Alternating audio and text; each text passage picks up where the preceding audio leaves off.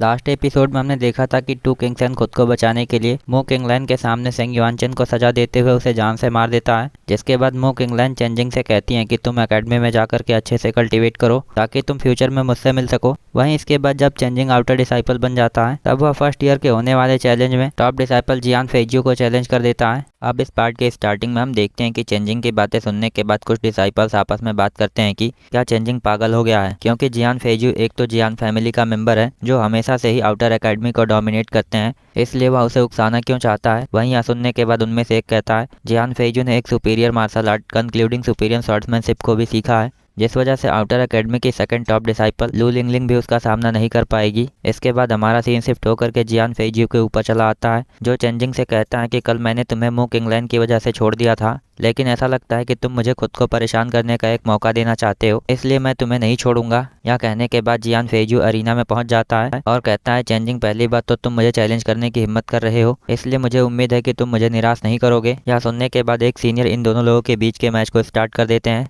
जिस पर हम देखते हैं कि चेंजिंग मैच के स्टार्ट होते ही अपने 4 एक्सट्रीम शॉट्स का इस्तेमाल करता है और जियान फेजियो के ऊपर कुछ स्लैश अटैक्स लॉन्च करके देखता है। इधर जियान फेजियो भी उसके अटैक्स को ब्लॉक करने के लिए तुरंत अपने कंक्लूसिव शॉट टेक्निक का इस्तेमाल कर देता है, जिस वजह से हम देखते हैं कि चेंजिंग के अटैक के बेकार होते ही अरीना में एक बहुत बड़ा धमाका होता है। हालांकि इसके बाद चेंजिंग और जियान फेजियो एक दूसरे से बुरी तरह से फाइट करने लगते हैं, जिस पर उन लोगों की फाइटिंग स्ट्रेंथ को देखने के बाद कुछ लोग कहते हैं यह तो बहुत हैरानी की बात है कि चेंजिंग सच में जियान फेजियो को बराबर की टक्कर दे रहा है। साथ में चेंजिंग की स्ट्रेंथ को देख करके ऐसा लगता ही नहीं है कि उसकी कल्टीवेशन अभी सिर्फ 9 मेरिडियंस के लेवल पर ही है। इसी बीच हमें एक एल्डर को दिखाते हैं जो चेंजिंग और जियान फेजियो को देखने के बाद कहते हैं मुझे यकीन नहीं हो रहा है कि इन दोनों लोगों की कल्टीवेशन में इतना डिफरेंस होने के बावजूद भी इनकी पावर एक दूसरे से बिल्कुल भी कम नहीं है। उल्टा नए डिसाइपल की शॉट्समैनशिप जियान फेजियो से बेहतर है। यह सुन करके यहाँ पर एक और दूसरे एल्डर होते हैं जो कहने लगते हैं कि नए डिसाइपल की कल्टीवेशन मुझसे भी ज़्यादा स्टेबल है और रही बात फिजिकल स्ट्रेंथ की तो वह जियान फेजियो से कहीं ज़्यादा ताकतवर है। इधर अरीना में हमें दिखाते हैं कि चेंजिंग अपने फाइट में बुरी तरह से जियान फेजियो को डोमिनेट कर रहा होता है, जिस वजह से वह देखते ही देखते जियान फेजियो को अरीना से बाहर ढकेल करके अपने मैच को जीत जाता है। तब यह देख करके डिसाइपल्स कहते हैं कि यह तो पहली बार हो रहा है कि किसी नए डिसाइपल ने आउटर एकेडमी के टॉप डिसाइपल को ही हरा दिया हो। इसके अलावा कुछ लोग यह भी कहते हैं कि हमारे आउटर एकेडमी के सीनियर डिसाइपल्स में वुगू की टेक्निक भी इतनी पावरफुल नहीं हुई है, जबकि चेंजिंग की कल्टीवेशन अभी तक स्टार बॉडी रिल में नहीं पहुंची है, इसलिए उसके लिए जियान फेजियो को हराना बहुत बड़ी बात है। वहीं अरीना में जैसे ही अनाउंसमेंट होती है कि चेंजिंग जीत गया है,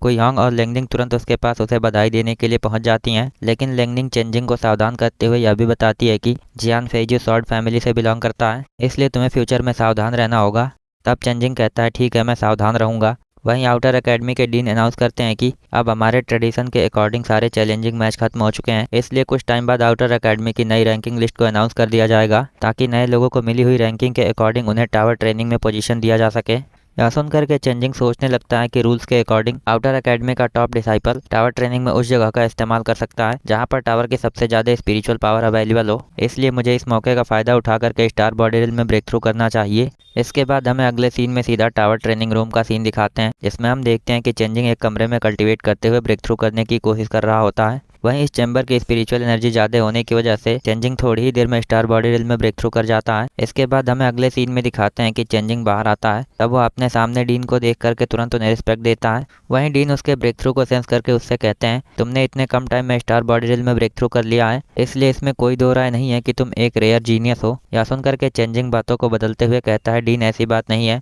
मैं ब्रेक थ्रू इसलिए कर पाया क्योंकि डिसाइपल सिलेक्शन में मुझे एक पिल मिली थी, नहीं तो उस पिल के बिना मुझे ब्रेक थ्रू करने में लगभग महीने भर का टाइम लगता। यह सुन करके डीन हंसते हुए कहते हैं कि तुम बहुत ज़्यादा अच्छे इंसान हो, इसलिए मैं तुम्हें बता दूं कि मैंने तुम्हें इनर एकेडमी में भेजने का प्रोसीजर स्टार्ट कर दिया है, जिसकी वजह से तुम्हारा इनर एकेडमी के बारे में थोड़ा बहुत जानना जरूरी है। इस पर चेंजिंग डीन को थैंक्स कहता है। तब डीन उसे बताते हैं कि इनर एकेडमी का जुनियांग पैलेस पूरे 10 भागों में बटा हुआ है, जो युआन युआन से स्टार्ट होकर के सी फेंग युआन तक जाता है। हालांकि सारे के सारे 10 कोर्ट यार्ड्स में से सभी को एक एक करके आउटर एकेडमी से प्रमोटेड डिसाइपल्स को चुनने का मौका मिलता है, जिस वजह से इस बार सी फेंग युआन कोर्टयार्ड की चुनने की बारी है। हालांकि सी फेंग युआन कोर्टयार्ड के मास्टर लू टियानहे मेरे पुराने दोस्त हैं, जिस वजह से मैं उनके बारे में इतना तो जानता हूं कि वह तुम जैसे टैलेंटेड डिसाइपल को जरूर पसंद करेंगे। इसके अलावा जब तुम इनर एकेडमी के डिसाइपल बन जाते हो तो तुम सुपीरियर मार्शल आर्ट्स को फ्री में प्रैक्टिस कर सकते हो, और रही बात नॉर्मल मार्शल आर्ट्स की तो तुम उन्हें भी फ्री में एक्सेस कर सकते हो। यह कहने के बाद हम देखते हैं कि डीन चेंजिंग को लेकर के आगे बढ़ते हुए उसे और इनर एकेडमी के बारे में बताते हैं।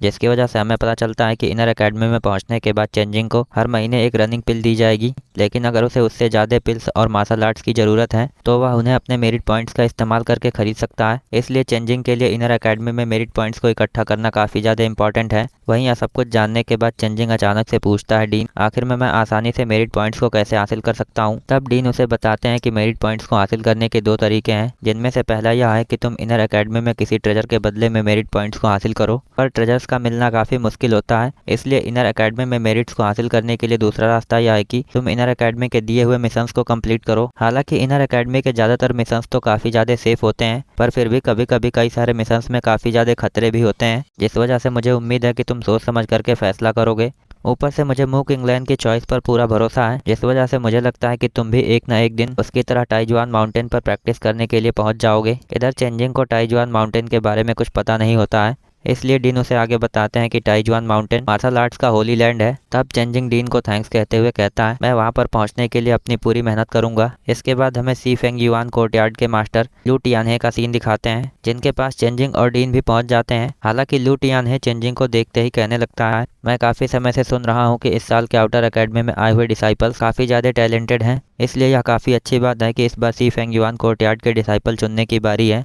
यह कहने के बाद लू टियानहे डीन और चेंजिंग के पास जा करके कहता है, डीन तुम चिंता मत करो, मैं इस डिसाइपल को अच्छे से ट्रेन करूंगा। यह कहने के बाद लू टियानहे एक पिल निकाल करके चेंजिंग को देते हुए कहता है, यह तुम्हारी पहले महीने में मिलने वाली पिल है। वहीं जब चेंजिंग इस पिल को ले लेता है तब लू टियानहे बताते हैं कि मैं तुम्हें कुछ समय बाद बुक पवेलियन में ले जाऊंगा, जहाँ पर तुम कोई सुपीरियर मार्शल आर्ट टेक्निक चुन सकते हो। इतनी देर में हम देखते हैं कि अचानक से एक लड़की यहाँ पर पहुँचती है और चेंजिंग को बुलाने लगती है। यह देख करके लू टियानहे उसे कहते हैं कि तुम सीनियर डिसाइपल से मिलने जा सकते हो। इसके बाद हम अगले सीन में देखते हैं कि सीनियर लू तुरंत चेंजिंग को लेकर के कहीं पर जाने लगती है, मगर हम देखते हैं कि इतनी देर में यहाँ पर कुछ लड़कियाँ और पहुँच जाती हैं, जिसमें से सीनियर हान कहती है, मेरे ख्याल से लू सही कह रही थी, क्योंकि जूनियर चेंजिंग सच में काफ़ी ज़्यादा हैंडसम है। वहीं ये लोग यह भी बताते हैं कि इन लोगों को पहले से ही पता चल गया था कि चेंजिंग इनर एकेडमी में सी फेंग युआन कोर्टयार्ड को ज्वाइन कर रहा है, जिस वजह से लू हमेशा ही उसके बारे में बात करती थी। हालांकि चेंजिंग को समझ नहीं आता है कि वह लड़कियों की ऐसी बातों पर क्या रिएक्ट करे, मगर तभी सीनियर लू कहने लगती है, मैंने ऐसा कुछ भी नहीं कहा था, मैं तो बस यही कह रही थी कि चेंजिंग जैसा टैलेंटेड इंसान हमारे इनर कोर्ट को ज्वाइन कर सकता है। इसके बाद हम देखते हैं कि सीनियर हान और सीनियर लू थोड़ी देर के लिए आपस में एक दूसरे से मजाक करते हैं। तभी हमारा सीन शिफ्ट होकर के फिर से टोलिन के साथ में कुछ लोगों के ऊपर चला आता है, और इसी के साथ हमारा एपिसोड यहीं पर एंड होता है। So I hope you guys like this video and subscribe my channel. और अगर आपने लास्ट पार्ट ना देखा हो तो लेफ्ट वाली वीडियो पर क्लिक करके देख सकते हैं।